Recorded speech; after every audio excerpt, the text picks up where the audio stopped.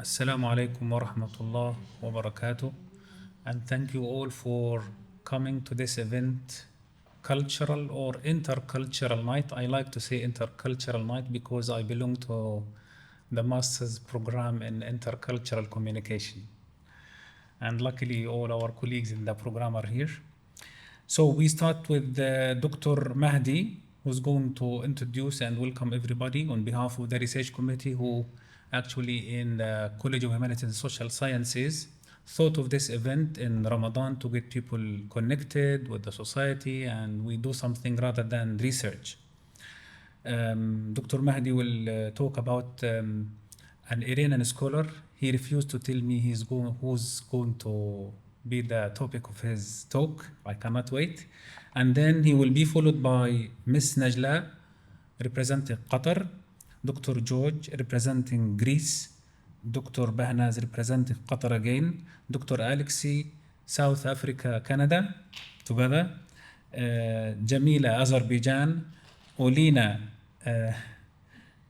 Ukraine, Dr. Debra, Italy, myself, Palestine. So each one of us is going to talk about a scholar he picked from or she picked from their country, highlighting certain contributions of that scholar into intercultural communication, literary studies, philosophy, lexicography, whatever.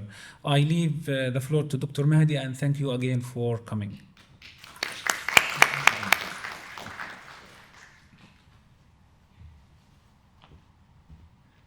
Thank you very much, Dr. Mahmoud, and thank you everyone for coming to this event. I was telling some friends that we attend a lot of conferences, events, but this one is unique in a sense that we have a feeling of attachment, and I hope that we continue this not only within the college but across colleges. Hopefully next year, inshallah, we extend it to all HBKU and Qatar Foundation.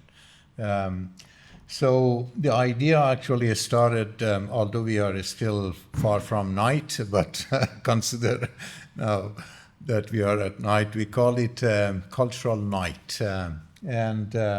In our research committee, so we thought that it's a good idea, especially in Ramadan, which is a great occasion for people to come together, and therefore bringing in different cultures and making some connections and knowing about different cultures and cultural figures.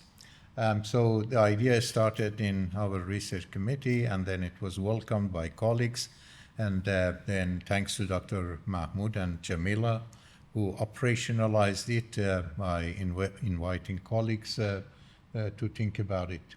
So the good aspect of today's event actually is cultural representation.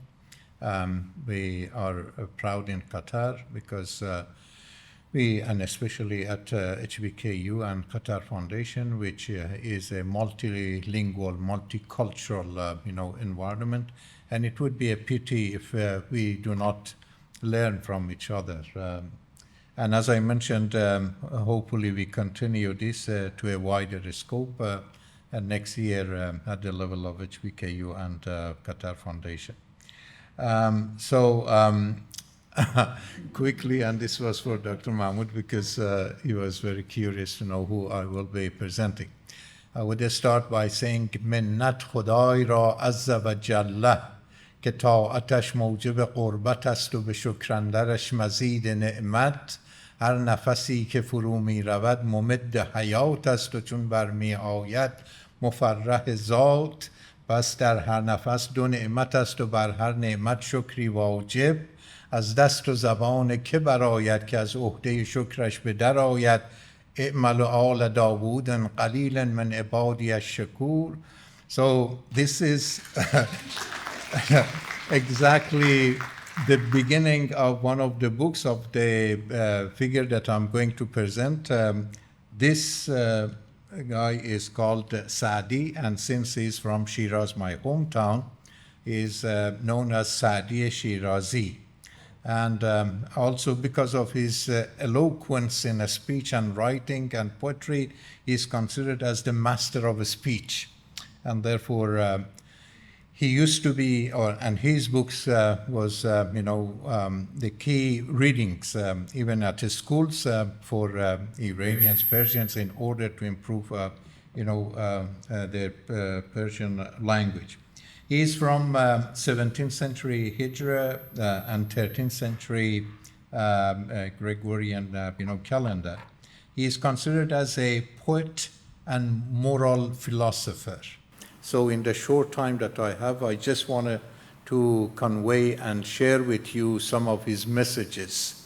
In order to give you, an idea of, where we are talking about, so I thought actually it's good to give you, an idea of Iran. As you already know, on east, its neighbor to Pakistan, Afghanistan, and on northeast Turkmenistan, and then in west north is Azerbaijan, on west is Iraq, down and south Kuwait, and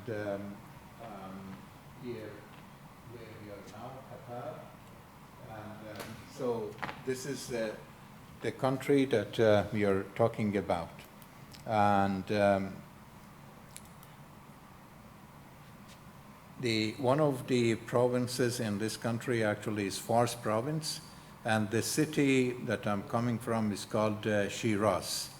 And Shiraz is also known as the cradle of many poets, philosophers, writers. It's so very famous. I can name at least 10 famous, from Mullah Sadra, who was a philosopher, to Hafiz, to Sibawayh, and many other, people that, lived. What you see is the tomb of Hafiz, another poet that has been translated by Goethe in Germany, and it's very famous. In Shiraz, this is where now we have the tomb of, or Masula of Sadi, as you can see. And I hope that one day we can make a tour and go there all together. And you might be interested that all these, shops here, they have very nice ice creams. So it's very famous ice cream of Saadi. So people usually travel from different parts of the city to go there in order to visit Saadi as well as to eat ice cream there. Okay. It would be interesting actually to talk about identity, and because again this is something that we usually discuss in our classes, and especially intercultural communication program, my colleagues and students. You might be interested, and I have been interested, to think about what identity actually do we Iranians, for example, have. And I can say that it's a combination of three cultural backgrounds, right? So part of it comes from Persian, identity, and in particular two dynasties, the Achaemenid Empire and the Sassanid. And perhaps you have heard the name of Cyrus the king, and he is known for his famous human rights cylinder. Part of Iranian identity comes from, ancient Persian. 2,500 years ago, for example, or so. And also the tomb of Cyrus the king is in Shiraz as well, Persepolis. It is called Persepolis. But another aspect of, Iranian culture is an Islamic culture, especially from Umayyads and Abbasids, and recently through Islamic Revolution, which was in 1979. And also another part is the Western influence, especially because at the time of Shah and in Pahlavi dynasty. There were lots of Iranians that went to US, UK at Western education. So when we think about ourselves, it's a combination of Persian, Muslim, to some extent, Western, culture. However, any of these sites actually might become prominent at some specific times. So, for example, after the Islamic Revolution, that part actually became more, prominent. Now, the figure that I'm, introducing belongs to that site, who has an Iranian Islamic, identity. And as I mentioned before, the Iranian Islamic identity led to the emergence of prominent scholars. So, for example, you for sure have heard about Avicenna, which we call Ibn Sina, the boy of Sina. Sina, the Walad of, Ibn Sina itself, Avicenna. So very famous. We all know about Ghazali, Imam Muhammad Ghazali, who lived around Mashhad and then went to Baghdad, and then very famous actually. We can talk about historians such as Tabari, so very famous. A statesman like Nizam al-Mulk, he was a prime minister, but he was the first to introduce, schools, chain of schools. So we have a lot of Nizam. It's called Nizamiya. So we have Nizamiya Neshabur, we have Nizamiya Baghdad, we have Nizamiya Ray, we have management. Yeah, exactly. So he managed, a lot of these, schools in different cities. We also have grammarians like Sibawayh, again known in Arabic very well, and again his tomb is in Shiraz. We have mathematicians and poets as well. So, for example, Khwarazmi, the algorithm comes, from Khwarazmi, and also Khayyam, who is a poet but also a mathematician as well, right? And also we have an encyclopedic genesis like Biruni, Abu Rayhan Biruni, who is particularly, a specialist in astronomy. And so there are lots of, observatories in his name. So interestingly enough, at the time that, there was this intersection between Islamic culture and Persian culture, lots of these people emerged in different fields and areas. So one of these actually is Saadi Shirazi, which, as you notice, when I wanted to ask you how many of you did understand what I said. منت خدای را عز و جل که طاعتش موجب قربت است و به شکرندرش مزید نعمت. So a combination of Arabic words and Persian words. And so this is one of the characteristic features of poets like Saadi and Hafiz. Exactly, yes. So the essence... Oh, as well, yes, that's very true, yeah. So that's great. So, for example, because Hafiz also used to live in the same city and his tomb is also in Shiraz, one of his arts is to divide an Arabic verse and then in between include, Persian verses. So, for example, he has ألا يا أيها الساقي أدر كأسا وناولها که عشق آسان نمود اول ولی افتاد مشکلها به بوی نافه‌ای که آخر سباسان طره بگشاید. And then it continues and continues, and then at the end says متى ما تلق من تهوى دع الدنيا وأحملها. So very, very nice and interesting combination of Arabic and Persian. Two famous books from Saadi Shirazi. One is called Gulistan, and Gulistan means a garden of flowers, a garden full of flowers, and Bustan. Gulistan and Bustan are more or less the same, in Persian. Both of them means gardens of, flowers. And these two masterpieces are considered as, masterpieces of Persian literature. They serve as essential ethical, social, and mystical guides using stories, poetry, and aphorism to teach wisdom, justice, and humanity.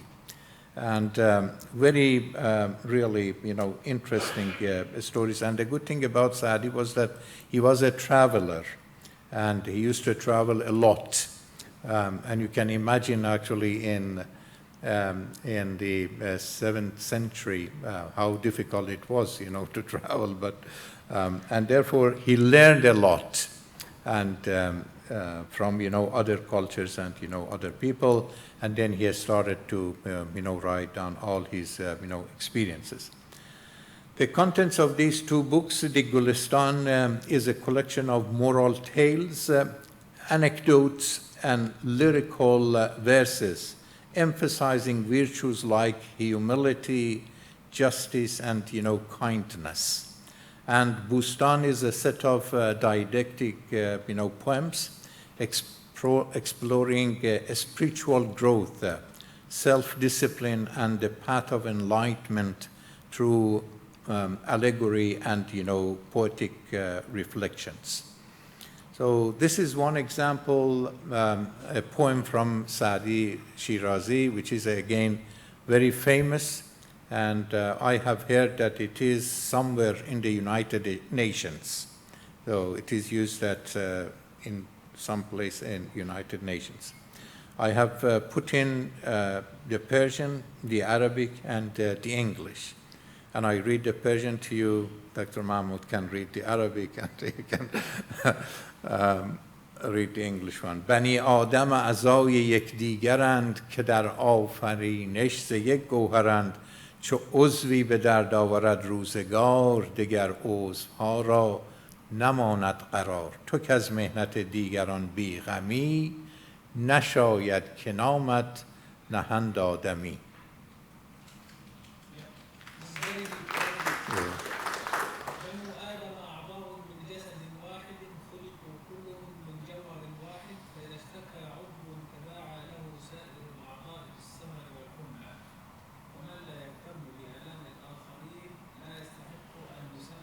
لا يستحق أن يسمى إنسانا. Very nice, and very deep. And I have also chosen within this short time 3 quotes from Saadi Shirazi. Human solidarity, as we noticed actually in this verse that I read to you. Ethical character. تن آدمی شریف است به جان آدمیت نه همین لباس زیباست نشان آدمیت. A person's true nobility is in their humanity, not in fine clothes or outward display. And I can tell you a joke actually, because we have Isfahan as a province in Iran, and the people of Isfahan are considered very clever and smart and intelligent. And it is said that a tailor in Isfahan put on his board on his shop, changing Saadi's verse into this: تن آدمی شریف است به جان آدمیت که همین لباس زیباست نشان آدمیت. Meaning it's only this clothes that's good for a human being. So advertising, his tailor shop and encourage people to go and make clothes. And the third quote is practical wisdom. Practical wisdom actually comes from Aristotle as well as Phronesis, if I'm not mistaken, George. Yeah. So, and it says, a wise enemy is better than a foolish friend. So these are the three quotes. And finally, the take-home message from Saadi. Saadi presents ethics as something we practice, not preach. Bustan sets out the ideals: justice, generosity, humility, restraint, while Gulistan shows how those ideals play out in messy real life. And the take-home message is pragmatic moral leadership. Do good consistently, right? Speak wisely, and let compassion and self-discipline guide your decisions, especially when you have power. Because one of his key, contributions was he was always advising and giving tips to the rulers and governors to be careful, because power sometimes creates, corruption and problems. Thank you very much. I invite Najla, our PhD student, soon to be Dr. Najla, to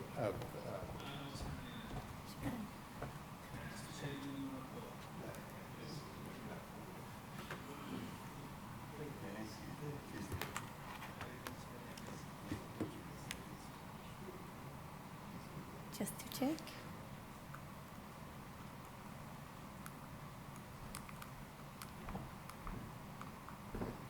It's not working. Actually, you wanted it to be at present. أتمنى. She's present somehow. Okay, which one did you choose? This one, okay. So, since it's a cultural night, I will start by talking in Arabic at the beginning. مبارك عليكم الشهر الفضيل وربي تقبل منا ومنكم صالح الأعمال. So when I was asked to choose a scholar from my country, my first thought was honestly to pick someone from my own field and background. Well, my background is financial criminal investigation and economics. And that's where I'm currently working and trying to make contribution through research and publishing. But as I reflect more on the impact scholars can have beyond our disciplines, I began to think about areas that touch our society more broadly and, of course, personally. At the same time, as you can see here, Dr. Dina Al-Thani, autism is something that touches so many of us today. In almost every family, there's a relative, a friend, or someone we know who is connected to autism in some way. We've been seeing a lot of growing awareness and increasing diagnosis, and that makes research and education in this area incredibly important.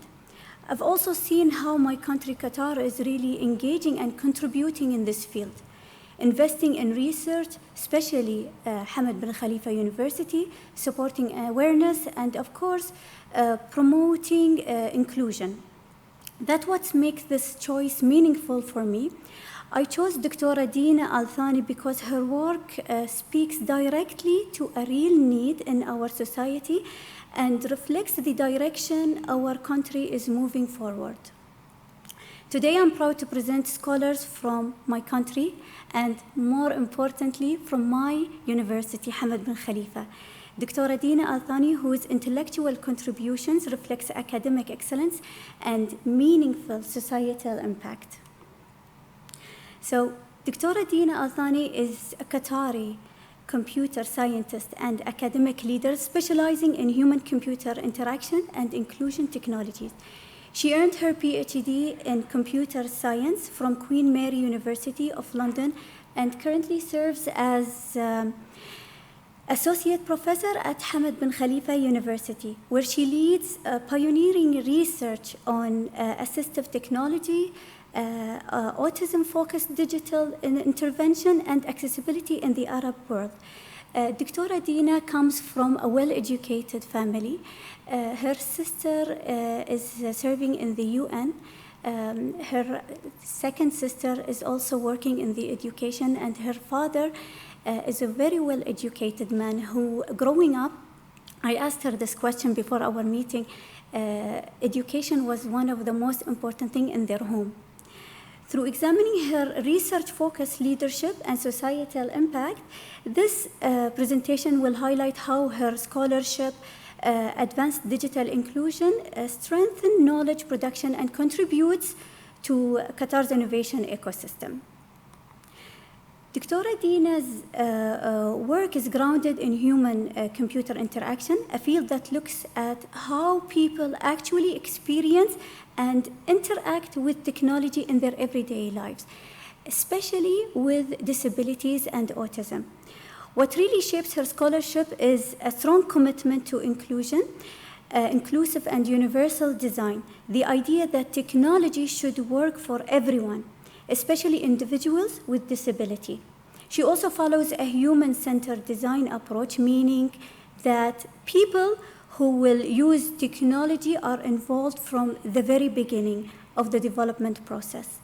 While her research connects with the global accessibility movement, she carefully adapts these ideas to fit the Qatari and the regional context within the MENA region. This photo was taken in one of the schools in Qatar Foundation. The statements by Her Highness Sheikha Moza bint Nasser reflects Qatar's strong and long-standing commitment to autism, advocacy, inclusion, and human dignity. Her leadership has helped frame autism not simply as a medical issue, but as a broader matter of rights, inclusion, and a national responsibility. This is actually one of the kids from the school that diagnosed with autism. Within this national vision, Dr. Al-Thani work becomes especially meaningful. Her research is not separate from policy priority. It directly responds to the real challenges faced by individuals on the autism spectrum, particularly in communication, accessibility, and digital participation. Through her work in human-computer interaction and assistive technology, she developed digital tools and inclusive design solutions that support learning, interaction, and greater independence for those individuals suffering from autism. Importantly, her research adopts a co-design approach, meaning that individuals with autism and their families as well are actively involved in shaping the technology designed to support them. Her impact on the field can be understood at multiple levels. First, she has advanced inclusive human-computer interaction research within the regional context, contributing to scholars that integrates accessibility into mainstream technology design. Second, her work strengthened framework for assistive and inclusive technology, especially for individuals on autism spectrum, and ensuring digital tools are not only functional but also culturally contextualized. Third, she bridges theory and application. Her research translates academic finding into practical digital intervention that support learning, communication, and independency as well.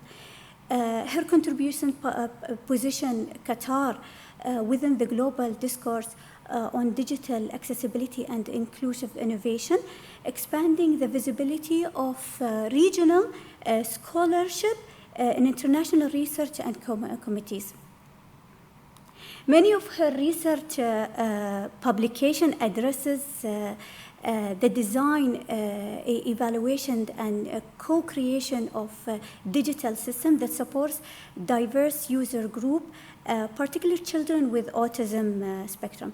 For example, her team at Hamad Bin Khalifa University has developed and evaluated augmented reality applications that supports vocabulary learning for children. I'm sorry, I'm going to say this in Arabic. I think she won براعة اختراع for this specific tool.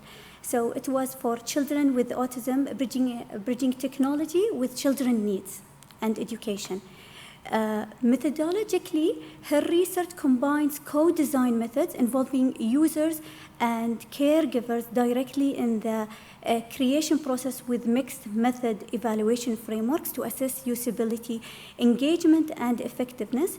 This includes user-centered testing, systematic reviews, and, of course, empirical interface evaluation. Dr. Al-Thani also focuses from systematic review of a co-designed approach involving autistic children designing tools for attention assessment and collaborative play. These bodies of work demonstrate consistent commitment to methodologically consistency and practical usability insights that enrich both academic literature and applied design practice in her special niche. So taking together her work elucidates a methodological orientation that is both user-driven and evidence-based, contributing to the broader academic field of accessibility, technology, and inclusion. Her work directly aligns with the national pillar of Qatar National Vision 2030 in terms of human development. Her research enhances inclusive education and supports individuals on the autism spectrum through evidence-based assessment technology. From a social development perspective, her scholarship promotes accessibility and equal digital participation, reinforcing the principle that development must be inclusive and equitable. Economically, her work contributes to Qatar's knowledge-based economy by advancing innovation in human-computer interaction and assistive technology research.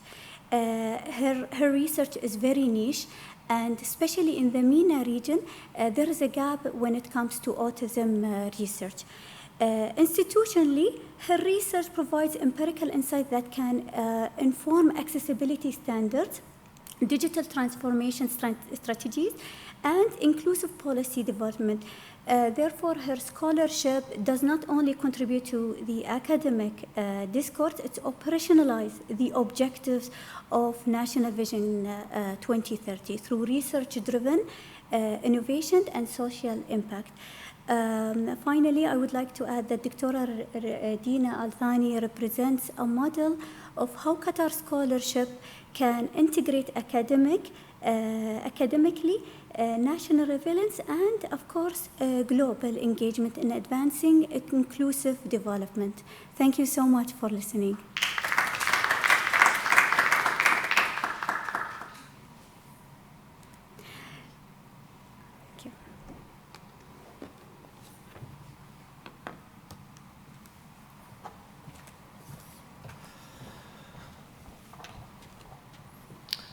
Thank you so much.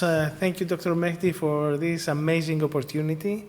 It's amazing to think that we have more things to bring us together than separate us. We're coming from so many different countries, but at the same time, we are facing more or less the same challenges.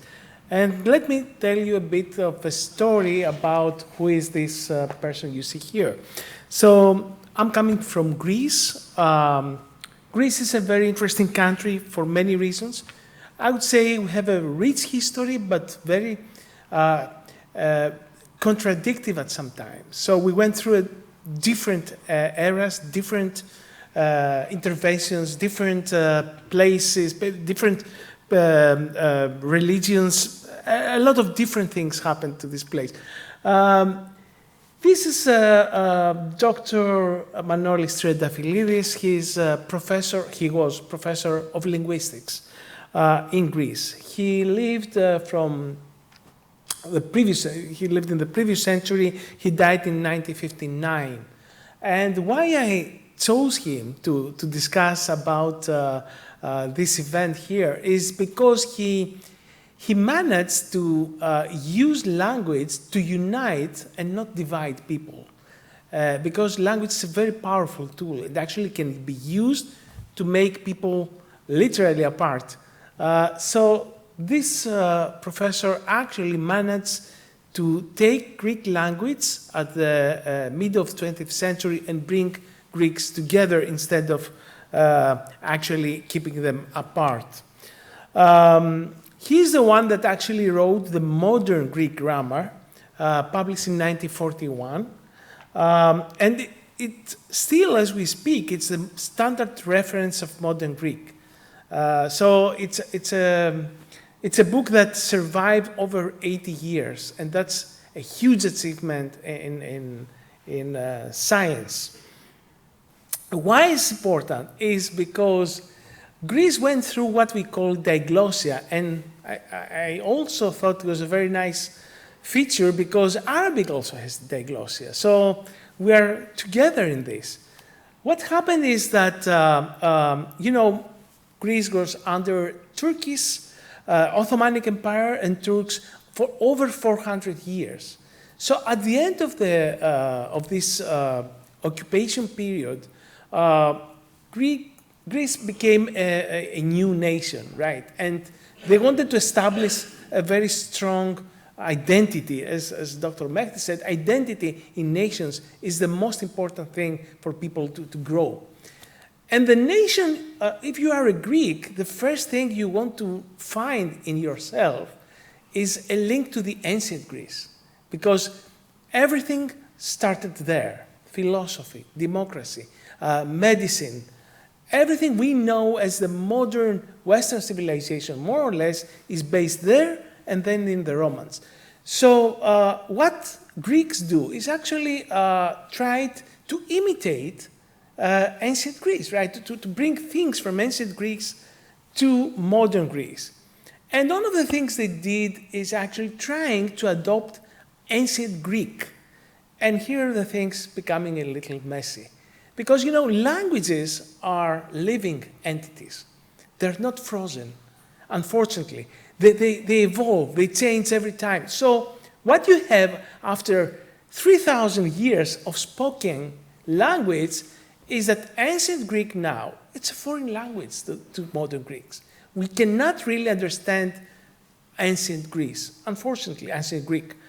So what people did at that time went back and trying to revive ancient Greek. But there was a problem. You see here, people in the streets were not speaking anymore ancient Greek. They weren't in the ancient form. They weren't speaking the language of Aristotle and Plato. They were speaking different languages. Of course, very much related to the ancient Greek, but considered completely different and actually called Demotic, which was the real language of the people. And now we have the first people that try to govern the new nation to bring a flavor of ancient Greek called katharevousa. And then the people in the streets, in their families, in their homes, they were speaking a different language called Demotic. And anyone Greek without a higher education couldn't literally understand anything from katharevousa or ancient Greek. So we start developing a diglossic situation, which was very severe because the different varieties of the languages were not really communicating. They were very, very different. And everything, as I told you, started when people like Adamantios Korais thought that there was a good idea for the new nation to establish a very good link with ancient Greece. So he proposed this kind of katharevousa, this intermediate form of ancient to standard modern Greek for the new nation to have and go forward. Unfortunately, there were a lot of ideological tensions in this schism, in this diglossia. So in 1901, we have the first actual battles in urban Athens with people killed due to the language question. this was the first, I would say, important problem, social problem that diglossia brought to social structure of Greece. And this was because the New Testament was translated to modern Greek, to Demotic, and that was considered a blasphemy, that was considered a very bad thing. And people really choose sides.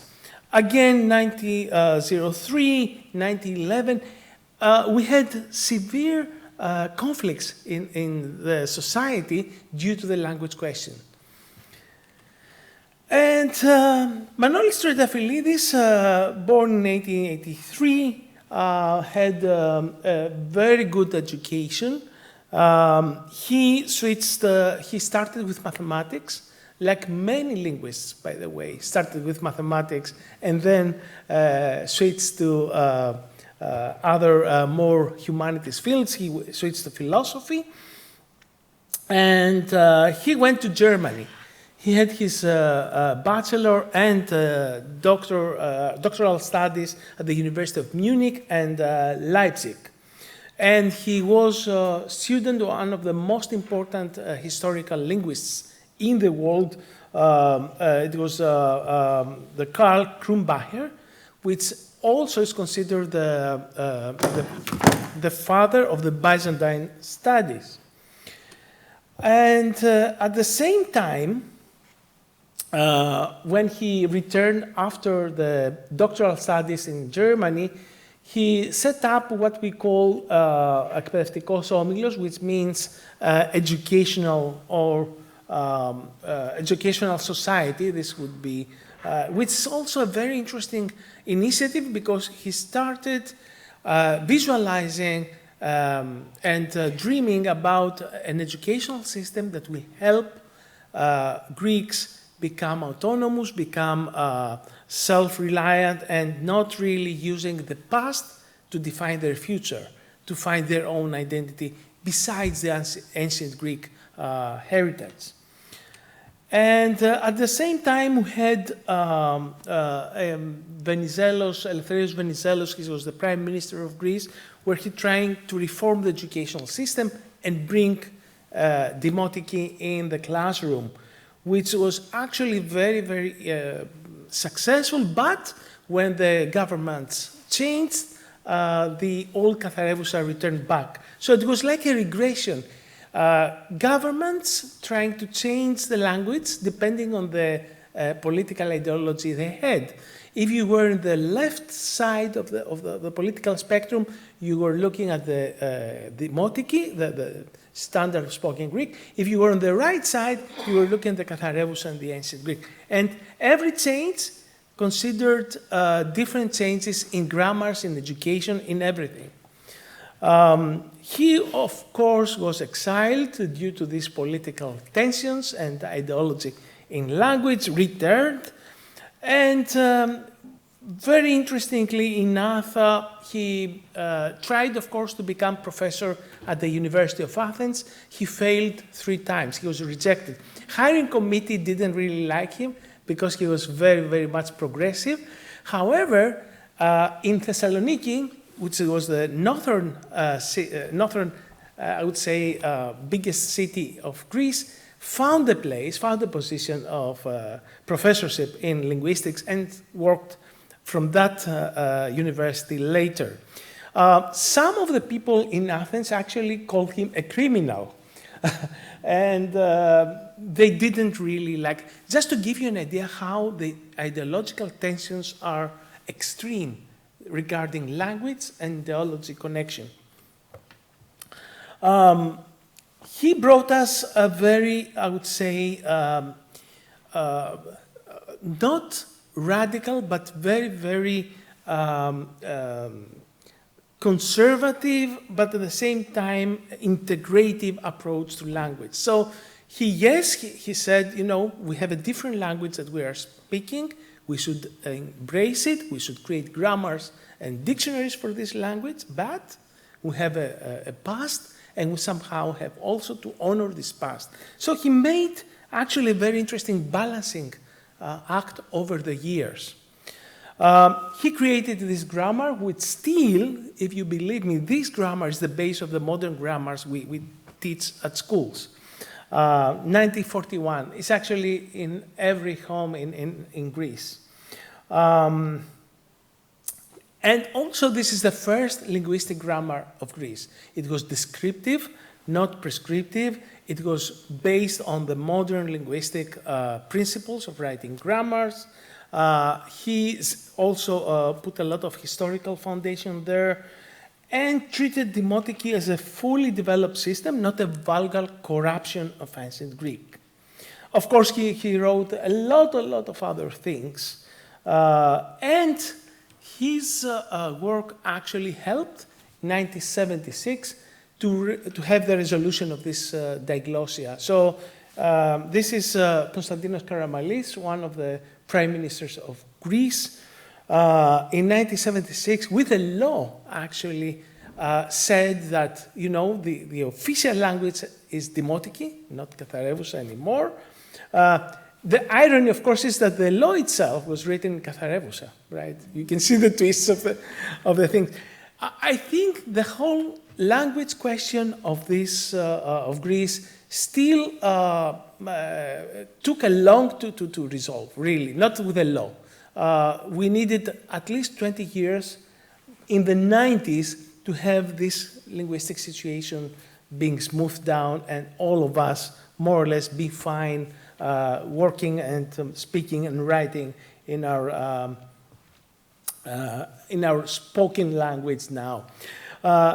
In a very weird twist of things, and this is what I wanted to close this short presentation, is that when I got married in 2001, my first apartment I rented in Greece, in Athens, with my wife, was a very nice apartment in the center of Athens, in Kolonaki Square. So I stayed there for 5 years. It was a small apartment, so I didn't, when the kids came, you know, we had to move. But for the first 5 years, we stayed there. When I left the place there, the apartment, I realized, and for 5 years, I never noticed it, that there was a small inscription in the entrance of this place, and said there that this was the home of Manolis Triantafyllidis. Thank you so much.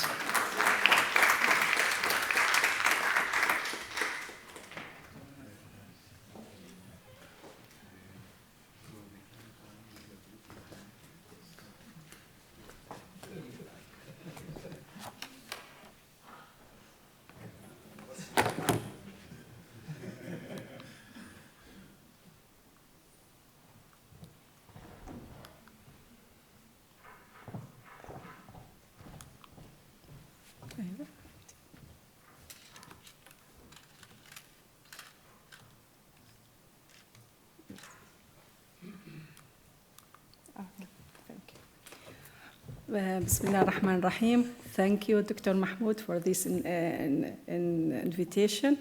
And I think it is very important in Quran month to discover the theory and the practice and the story of our previous scholars.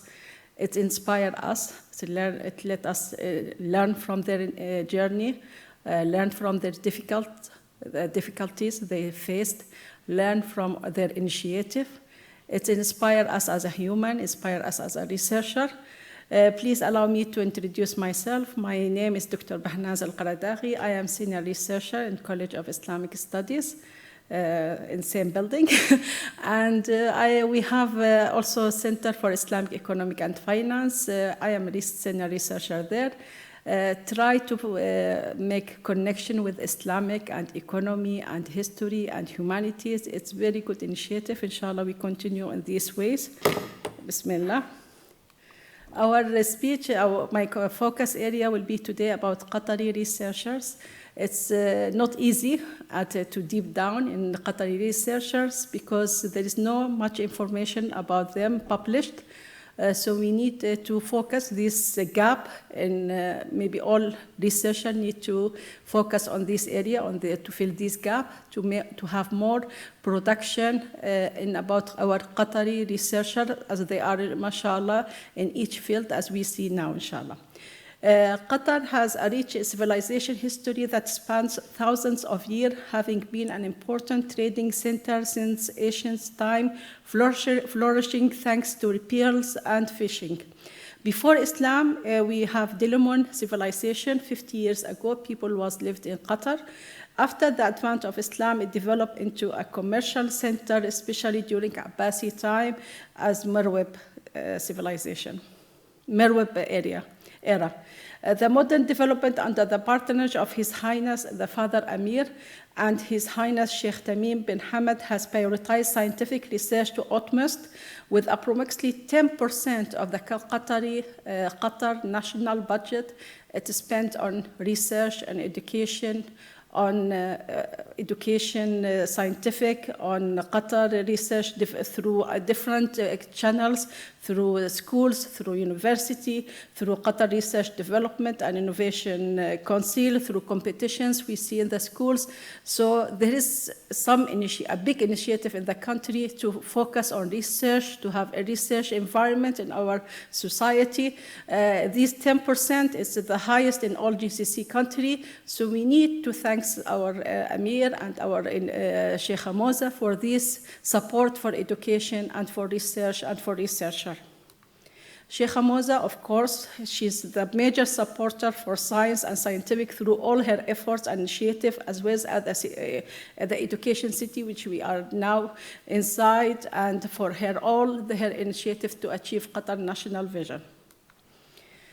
We have different pioneers in different categories. First, the pioneer of historical and cultural research in Qatar, we have Khalifa al-Sayyid.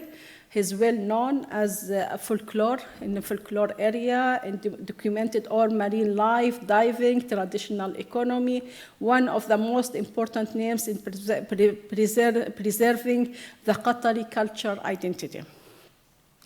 The pioneer in the research in thought and jurisprudence and humanities, we have a Qatari Egyptian scholar, Sheikh Yusuf al-Qaradawi. He's very famous, and he have a lot of contribution for Islamic economy and for the thought of his book of Zakah. It is considered until now, it's the main pillar for considering the Zakah in the modern era. We have Sheikh Abdullah bin Ibrahim al-Ansari. He's very famous. He lived in 19th century and 20th century, was a prominent Qatari religious scholar and one of the pioneers of educational and religious development in Qatar. His nickname was Servant of Knowledge, Khadim al-Ilm, because he prioritize for ilm, so he considered himself as a servant of the knowledge. For his role in spreading knowledge and education and overseeing the religious curriculum in the country, 250 printed books, edited, or authorized by him. He had thousands of students. One of his important work was printing the annual Qatari calendar, which was a significant source of knowledge, astronomy, and time in the Arabian Gulf. And until now, we use his calendar as it become the official calendar for the state of Qatar. Sheikh Abdullah Ansari Scientific Complex, which is in Dafna, near Almira, opposite for Almira, was established in Doha to honor his legacy, and it is considered one of the scientific and cultural landmark in Qatar.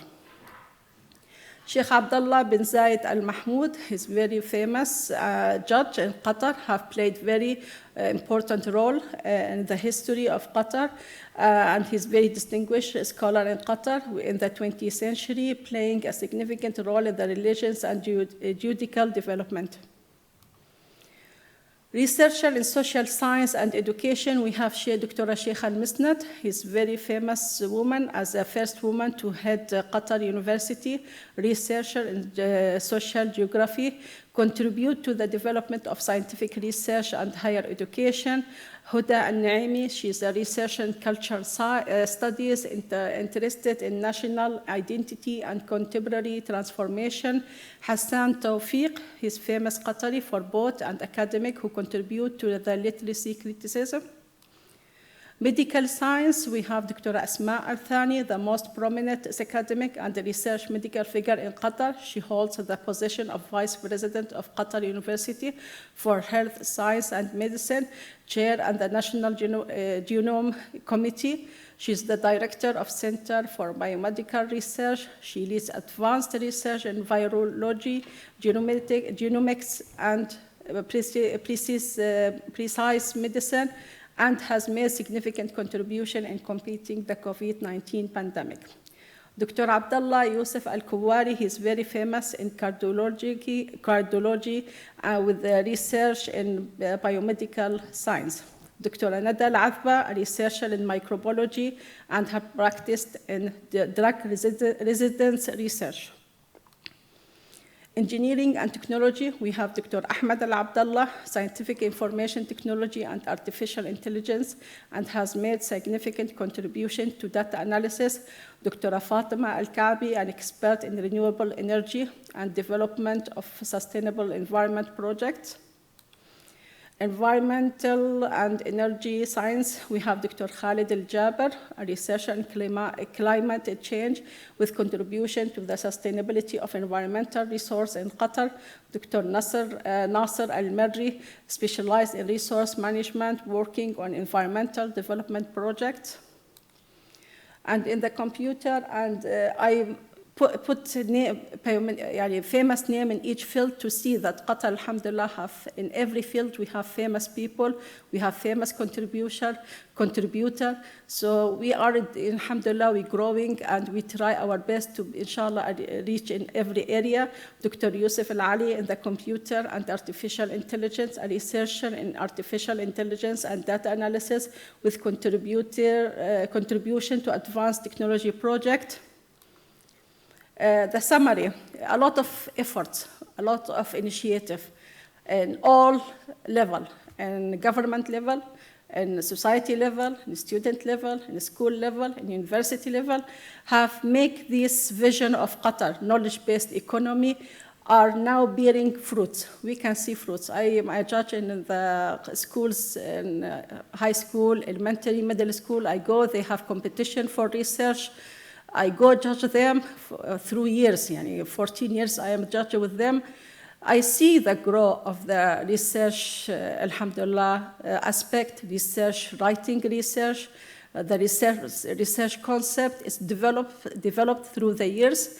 Now I see students, they can write fully research paper with no mistake, with the citation correctly, with initiative ideas, with innovative idea, with artificial, really very good ideas they have. So you see the development Sheikh Amir, our Amir Haimeh, Sheikh Moza has made. So we are, alhamdulillah, in very good country who supports scientific development. We need to benefit from this. We need to try our best to serve the humanity with this initiative. There is a lot of prizes, there is a lot of support, financial support for research. So why not try to our best to benefit the society? Because it's ajr for us as we get as a Muslim, we get a lot of ajr when we contribute to the society, and also when we contribute to humanities. So please try your best as a researcher, learn from them, benefit from the support, and try to develop as a country to become the best country, inshallah, in the world. We need, I think, the first now, alhamdulillah, we have the support, we have the funding, we have all initiative. Now we need to involve more with the society, because the society need to develop also. Now we have the level of the student, level of the universities, professor, student are developed. The other society need to involve also through our initiative, through our event, through our programs. So inshallah, we hope, inshallah, we will reach soon to the level of the advanced country. Thank you very much.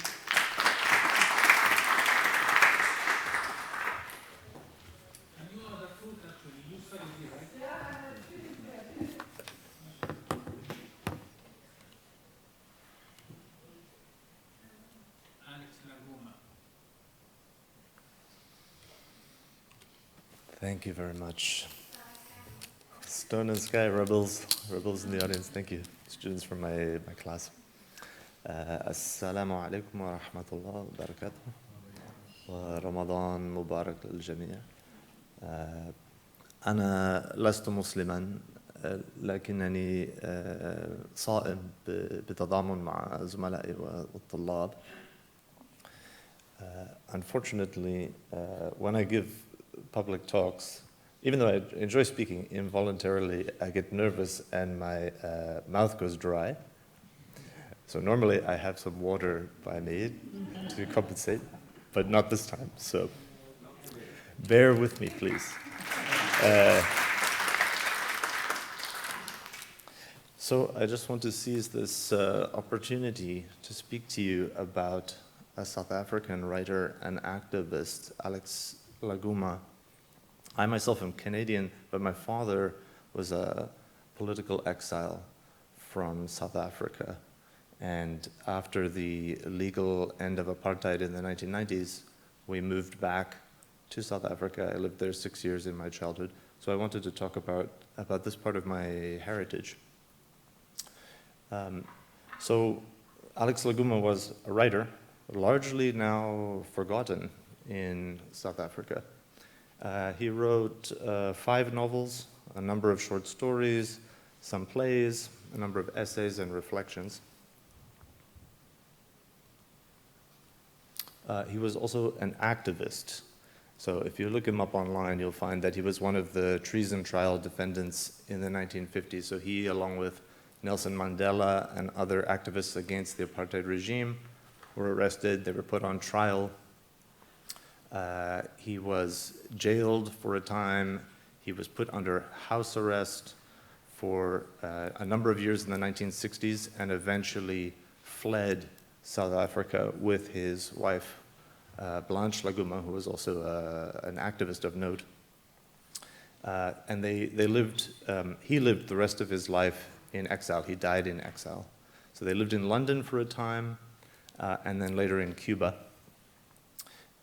He won the inaugural Lotus Prize from the Afro-Asian Association of Writers, which was a Soviet-aligned writers organization that was trying to promote and connect writers across the third world, across Africa, across Asia, even South America. He was a communist through and through. His father was one of the first non-white people in the South African Communist Party. He was a communist. He visited the Soviet Union. He wrote about it. Some of his work is translated into Russian and was known in the Soviet Union. This is the official or outward picture of Alex, and I think it's difficult for a writer when they're trying to speak to political issues, both within South Africa, the question of apartheid and fascism and racism, white supremacy, and on the other hand, Pan-Africanism and the third world, resisting oppression and colonialism. It's difficult for that kind of a writer because they are touching upon themes that then are part of a larger political movement, and the literary critics and the outside world, the way they see the writer is also through the lens of that movement. It's hard to see them personally and easy to see them as part of a larger movement. So I just wanted to humanize him a little bit for all of you. The first point is that Alex and my father were close friends. So the man standing in the back, that handsome guy is actually my dad. And the two of them first met in Dar es Salaam in Tanzania. Alex at the time was recovering in hospital from a heart attack. Heart disease, I think, ran in his family. And eventually he succumbed to a massive heart attack in Havana in the 1980s. But my father was, for a time, his kind of official biographer, so he published a few books about Alex himself. It's a pity that my father's not here to speak, and you all are stuck with me. But I Zoomed with my dad, my parents who are in Toronto in Canada, and I just wanted to ask them a bit about what was he like, what was it like spending time with Alex. Alex would recite poems and sing. He liked to sit in the bath while doing all of this. He liked to sit in the bathtub. And there were some other pictures of them in their swimming trunks sitting on the beach, looking very happy, but I didn't think it was appropriate to show you. But after he passed away in 1985, my parents actually decided to name me Alexei to remember Alex. In addition to the political themes in his writing, he's also just a very evocative describer of people and places. And when you read him, you realize he's not just presenting a triumphant historical communist narrative on reality. He's looking very closely and keenly at people and seeing all their nuances. So I just wanted to read you. I selected something like 7 different passages, but there's no way I'll be able to read it in time. So I'll just read you 2. Just bear in mind that he wrote this. He wrote this in part under house arrest. So much of what he wrote in exile. It's the voice of someone who never made it home. And he's writing about his home neighborhood, District 6, which was later wiped out by the apartheid government. All the buildings were demolished and it was gentrified. So it's both a voice that's gone and describing a place that is gone. In the dark, a scrap of cloud struggled along the edge of Table Mountain, clawed at the rocks for a foothold, was torn away by the breeze that came in from the southeast and disappeared. In the hot tenements, the people felt the breeze through the chinks and cracks of loose boarding and broken windows and stirred in their sweaty sleep. Those who could not sleep sat by the window or in doorways and looked out towards the mountain beyond the rooftops and searched for the sign of wind. The breeze carried the stale smells from passageway to passageway, from room to room, along lanes and back alleys, through the realms of the poor, until masked smells of stagnant water, cooking, rotting vegetables, oil, fish, damp plaster and timber, unwashed curtains, bodies and stairways, cheap perfume and incense, spices and half-washed kitchenware, urine, animals, and dusty corners became one vast anonymous odor, so widespread and all-embracing as to become unidentifiable, hardly noticeable by the initiated nostrils of the teeming, cramped world of poverty which it enveloped. I changed the complete slide. Jim, if you can rescue me, but while she's doing that, listen to this description of, sorry for that. Listen to this description he writes of an old man who's just about to, you can say, ala hafat qabrihi, you say it in Arabic, I guess. This man is just about to die. Listen how he describes him. A man clawed his way out of it and began making his way towards one of the doors, holding onto the wall all the way and breathing hard with the sound of a saw cutting into wood. He was old and unsteady on his legs and hampered by his sagging trousers. His shirt was out dangling around him like a nightgown. He made his way slowly along the wall like a great crab, breathing stertorously. "Why, hello there," the old man said in English, his voice high and cracked and breathless with age. In the light of the bulb, in the ceiling, his face looked yellowish blue. The purple-veined, grayish skin had loosened all over it and sagged in blotched, puffy folds, while with his sagging lower eyelids revealing bloodshot rims and the big, bulbous, red-veined nose that had once been aquiline, his face had an expression of a decrepit bloodhound. His head was almost bald, and wisps of dirty gray hair clung to the bony, pinkish skull like scrub clinging to an eroded rock. This old man, who was an Irishman who was dying of alcoholism, diabetes, and old age, had once been an actor.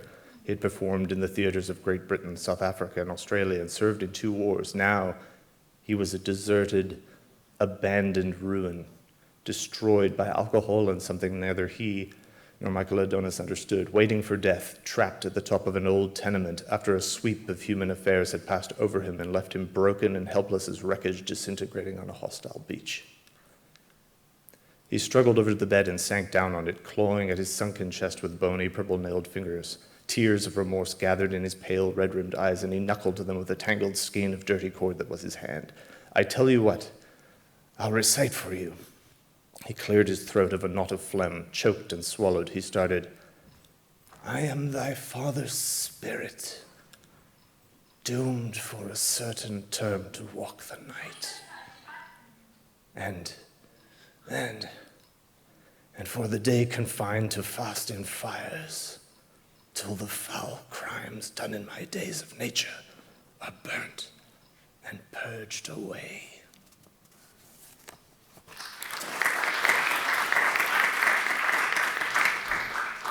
And since I'm over time, just to say, I had the honor actually of visiting his grave in Cuba in August. I felt great relief to find the gravestone in a massive cemetery.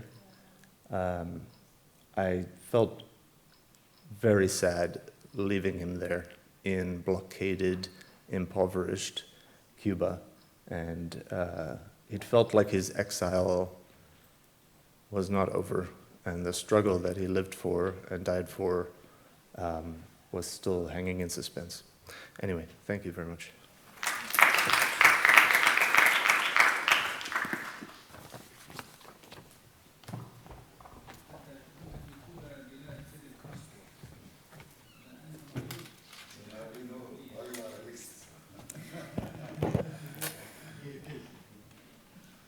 And good afternoon, everyone.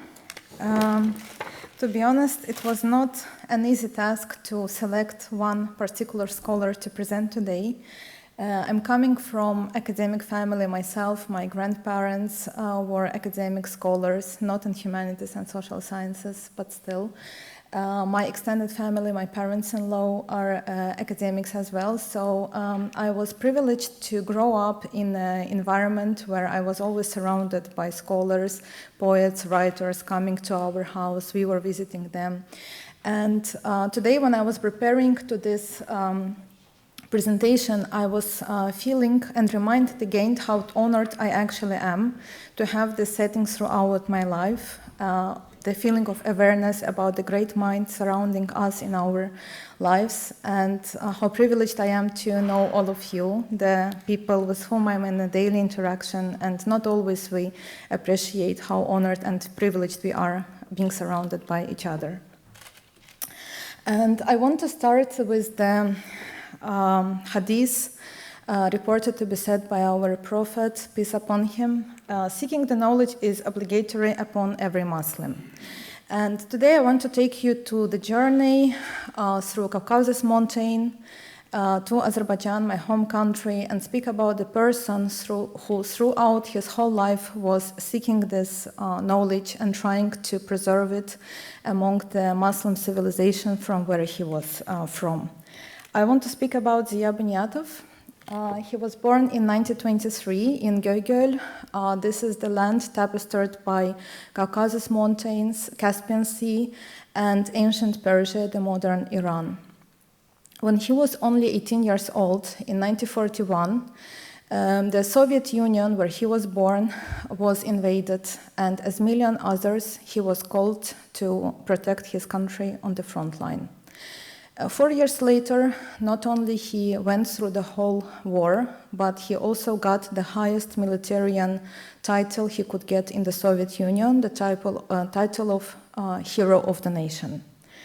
And right after the war, the person who won the battle with the death turned to the libraries, and he became the scholar. He learned Arabic language, and the mission of his whole life was to restore the historical justice that was erased during the Soviet Union, when the country of Azerbaijan, where 98% of the population are Muslims, was not allowed to claim the religion. The mosques were closed, the Friday prayers were suppressed. And in that settings, he was fighting to restore the justice. He became Orientalist, historian, and his main work was related to the Orientalist studies and promotion of the Azerbaijan and Caucasian medieval history. But when we speak about the Ziya Bunyatov, it's also important to speak about the land that produced him. Azerbaijan is the very specific country because it's located on the crossroads of the civilizations, the crossroads of cultures between East and West. And we are very much impacted by the culture of Turkic, Persian, and Islamic worlds. And it's shaped by the centuries of the cultural exchange. And we also have the unique position in terms of the medieval history, because many years, for more than 2 centuries, we were the part of Abbasid Caliphate, Ildigizids, and other dynasties flourishing our lands. And Azerbaijan can be considered as a bridge to modernity because we maintained the scholarly traditions connecting the Islamic classical learnings with modern historiography. What are the major scholarly contributions of Ziya Bunyatov besides 200 of scholarly work that are published and produced by him together with his peers and the students? The first and utmost, he was the first translator of Holy Quran to Azerbaijani language from from Arabic. And not only he has translated the holy book, but also annotated it. And me and many of Azerbaijanis who were reading the Quran not in Arabic, but in our mother tongue, we were exactly reading the publication of Ziya Bunyatov. He also made a definitive study of Azerbaijani Atabey's, illuminated the flourishing Muslim dynasty of 12th and 13th century, filling the major gap in the Islamic history. Because when the Soviet Union was on the governmental stage of my country, all Muslim part of the history was erased. All Arabic sources were locked in archives, and the Muslim dynasties who were in Azerbaijan for centuries were erased from the historical books. Ziya Bunyatov tried to restore this, and he was correcting the history throughout his scholar career. He also translated and annotated the medieval geographical sources, and he gave to the words of Muslim travelers who stepped to Azerbaijan thousands of years ago the second life. And also he has mapped the centuries of Islamic civilization of Caucasus, speaking about the traders, scholars, and dynasties, establishing Azerbaijan's deep roots to Islamic world. As I already said, it was a very challenging time for Ziya Bunyatov to live and work during the Soviet Union, when the Islamic religion and scholarship related to Islam itself was accepted with suspicion. But nonetheless, he has used the rigorous Soviet academia's approaches to implement in his work. He was celebrating the historical sources, using the systematic analysis, archiving research, and the footnotes, what was very specific to Soviet academia. But he did something what they would never allow him to do. He celebrated the history, he preserved the civilization, and he kept these works for all of us. I want to take few lessons that we know from Ziya Bunyatov and also all the great scholars we heard from today. First of all, the knowledge is sacred. And Bunyatov's life affirms the Islamic tradition. Seeking the knowledge is a duty. And since the Ramadan is not only the month of the beautiful rituals and traditions we are following, it's also the month of ilm, the knowledge, when the Holy Quran was sent to all of us. And the life process is the process of learning, and I hope that we all of us keep learning and getting the new knowledge our whole lives. The second is courage in adversity. He fought in the war and fought for the scholarship in the system that hostiled the Islamic identity. And his resilience inspires us to preserve our heritage against all odds. The third one is the reclaiming our narrative. I believe that our history, our scholarship should be said through our own voices, through our own ideas. And the fourth, the legacy to continue. I hope that all of us will think after today, what is our legacy, not only to our professional life, but to our children, to our community, and to our faith. And being inspired by the Azerbaijani scholarship tradition, I want to finish with the phrase, "He who knows himself and his world honors the one who created both." Ramadan Mubarak.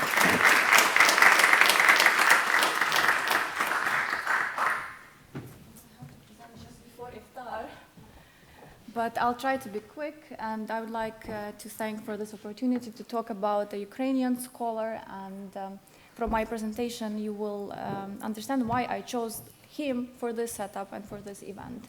So imagine a scholar who speaks 60 languages and bridges the Ukrainian scholarship with the Middle Eastern heritage. His name was Ahatan Krymsky, and he's the Ukrainian Orientalist, linguist, polyglot, scholar, folklorist, writer, and translator. I would like to start my presentation with the quote that belongs to him: "To understand another people, you must enter their language. Only then does their soul begin to speak." So in his philosophy as a linguist, he saw language as the key to understand other nations, cultures, identities, and maybe that's the reason why he was so keen to learn many languages. I would like to present some key facts from his life, so to show you the significance and importance of the scholar for Ukraine and maybe even for the world scholarship. So he was a child prodigy, wonderkind who started reading at the age of 3. By the age of 18, he already spoke fluently 8 languages. And by the end of his life, and he had a long life, he knew around 60 languages, including Arabic, Persian, Turkish, Sanskrit, Hebrew, and most of the European languages. I was wondering to which extent did he knew these languages, and I found an interview of one of the modern Orientalists, and he was my professor at the university in Kyiv, where I studied. So he said that he could read and understand the main ideas in all of these languages, but he was maybe fluent in 15 or 20, but he could understand while reading up to 60 languages, but he couldn't teach them. So that's the difference. He was also a co-founder of the National Academy of Sciences of Ukraine. I'm going to talk about it briefly later. And he was a pioneer in Oriental linguistics in Eastern Europe.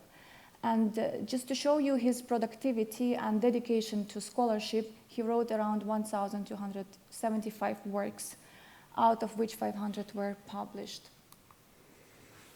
To transition into his contribution into the Oriental studies in Eastern Europe, I also would like to use this quote that also belongs to him: "No culture is foreign when you approach it with knowledge and respect."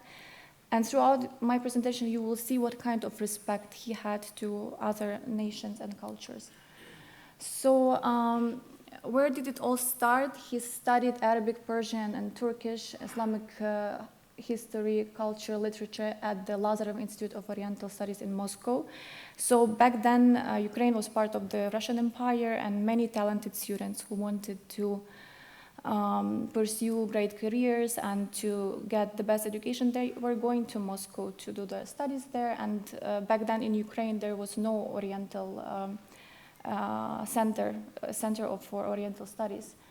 And after he graduated, he traveled to Syria and Lebanon, where he was learning dialects and also discovering things about the Islamic culture, literature, identity. He was gathering folk stories from people.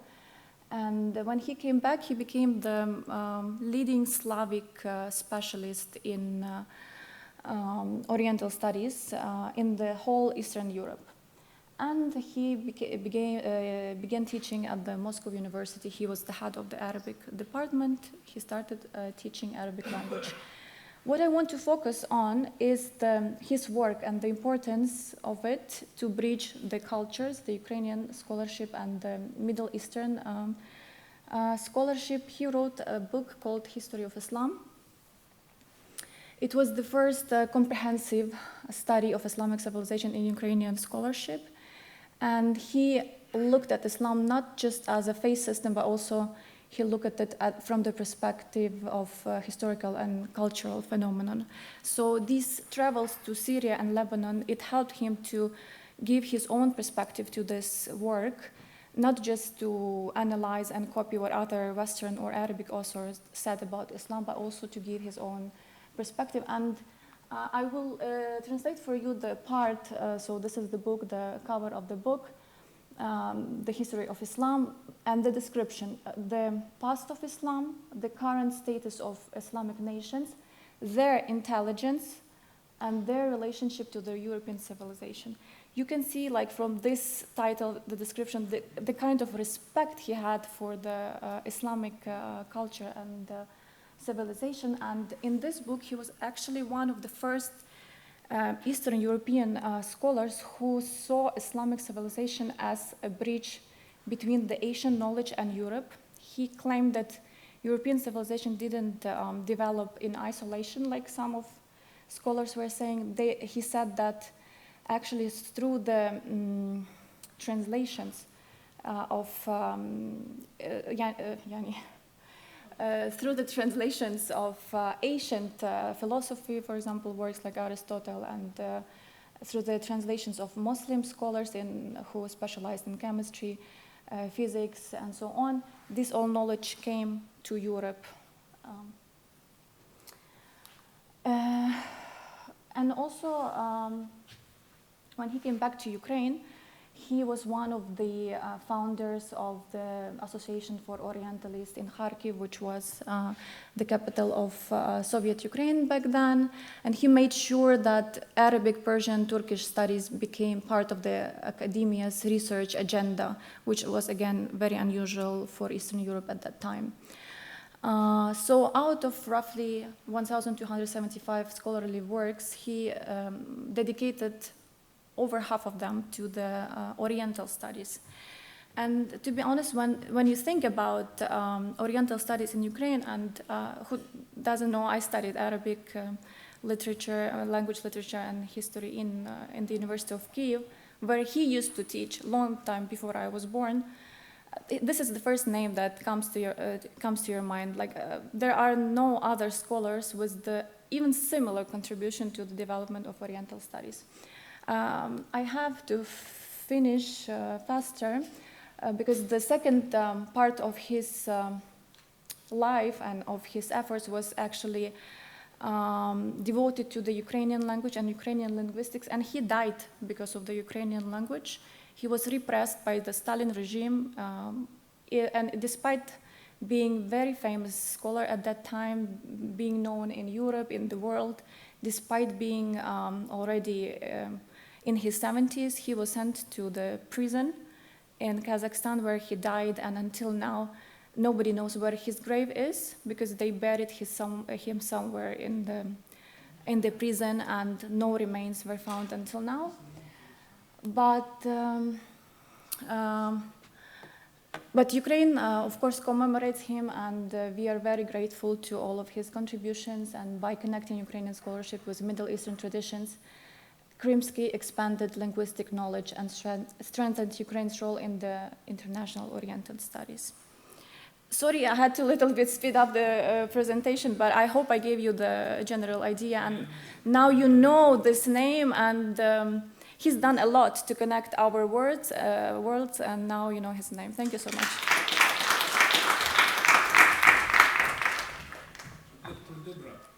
Yes. Thanks, everyone. I would like to start by thanking Dr. Mehdi, Dr. Mahmoud, and Jamila for organizing this event, which I think reflects beautifully the intercultural spirit of our college. So I will connect some ideas from an Italian contemporary philosopher to the month of Ramadan. There is something remarkable that happens in this month. Across cities and countries, time zones and generations, people pause at the same time each evening. The call to prayer rises. Families and strangers gather to break the fast together. For a little while, the ordinary world grows quiet and something deeper takes place. I would suggest that this is, in part, the power of a story. Not story in the narrow sense, not novels or folk tales, but story in the broadest human sense. How we tell each other who we are.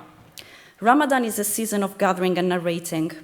And tonight I want to reflect on why this storytelling matters interculturally and philosophically, and introduce to you an Italian thinker whose work illuminates the bond between stories and the self. Adriana Cavarero is one of the most influential contemporary Italian philosophers, and she's a professor of political philosophy at the University of Verona. She was among the founders of one of the most famous philosophical communities, which is considered also one of the most important places for political expressions in Italy. A field of research includes classical, modern and contemporary thought, and she has also conducted several studies on narrative speech and political discourse, as well as contemporary violence. She very much resists the fragmentation of the postmodern subject and affirms instead the living uniqueness of a self that is generated through relationships with other human beings.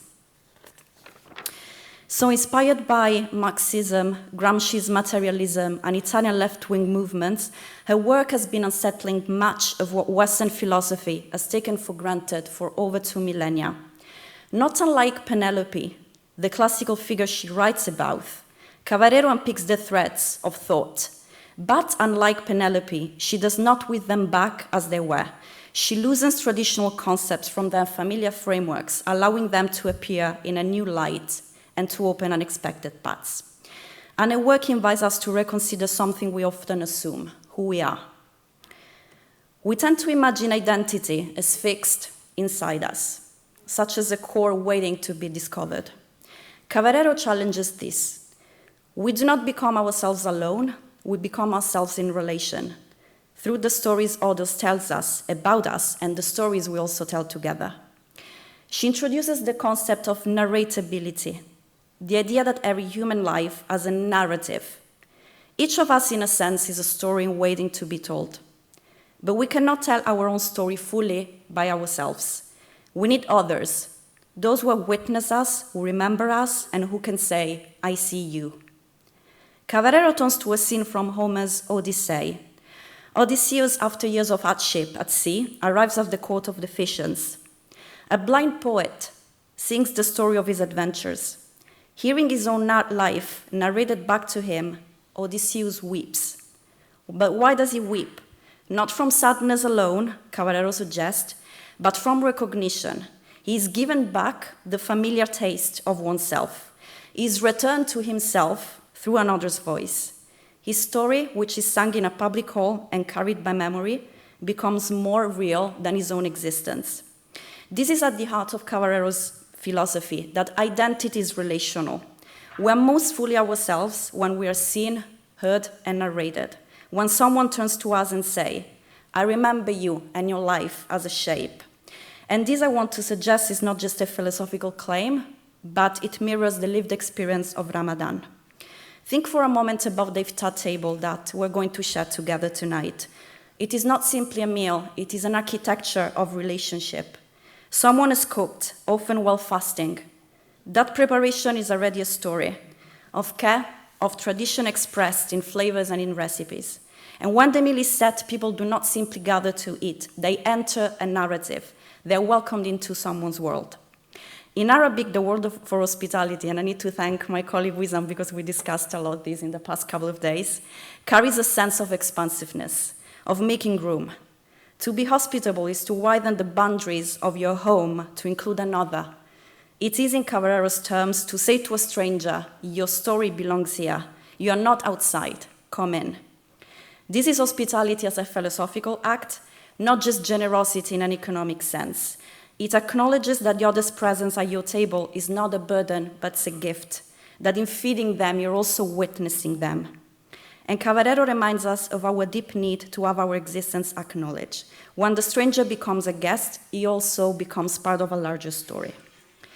One of the most profound functions of Ramadan is also cultural transmission. There is the recitation of the Quran, voiced night after night, in an encounter with a living text which has shaped the language, the poetry, and the moral imagination of entire civilizations. There are also smaller, intimate stories that need carriers, grandparents who remember, parents who retell, and children who listen and one day will become the tellers. Caballero would argue that such stories are constitutive. They make us who we are, weaving us into a narrative larger than ourselves. And this is where Ramadan, I believe, becomes an act of community building year after year. Because community is not just people who live near each other, work with each other, share a passport, or sit in the same classroom. Community is people who share a story, who know themselves to be part of something that existed before them and will continue after them. Standing here in Qatar, in a country and a university where cultures meet, I am mindful that these stories are not confined just to one tradition. We are an extraordinarily diverse community, students from dozens of countries, faculty and colleagues formed across continents, staff whose Ramadan memories come from streets I have never walked. And so I want to add one more dimension to Caballero's thinking, the power of intercultural storytelling. When a person from outside the Muslim tradition, like myself, sits at an iftar table, we become guests inside the story. And if we listen, if we ask, our own story changes. We carry something of that table forward into our own life. And this is what Caballero calls the ethical dimension of narrative. The way that hearing another story is not passive. It makes demands of us. It asks for us to be changed. And this brings me to what I believe is the most important part of storytelling, listening. We live in a world that rewards who commands the room, who has the most words, the loudest voice. But Caballero directs our attention to something more powerful, listening as a moral and as a relational act.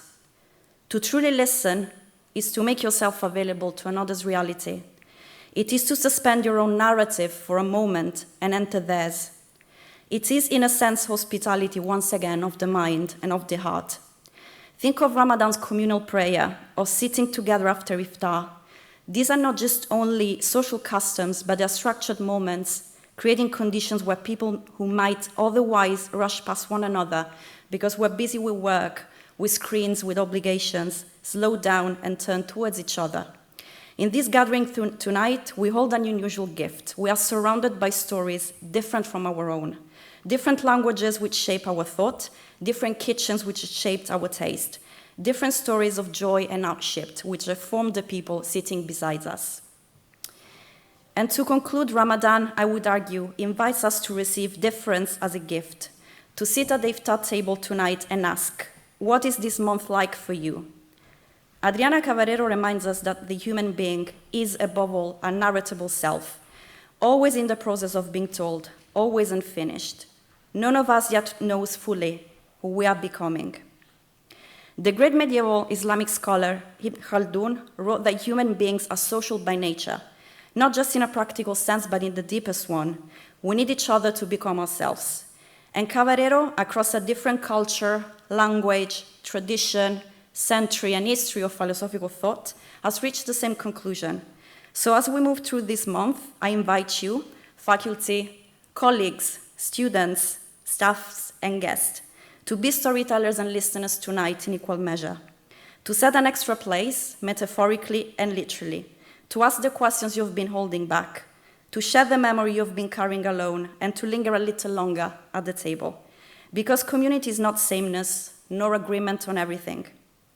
It is the willingness to be present to one another's stories, to say, I'm here, I am listening, and to create something none of us could create alone. Thank you.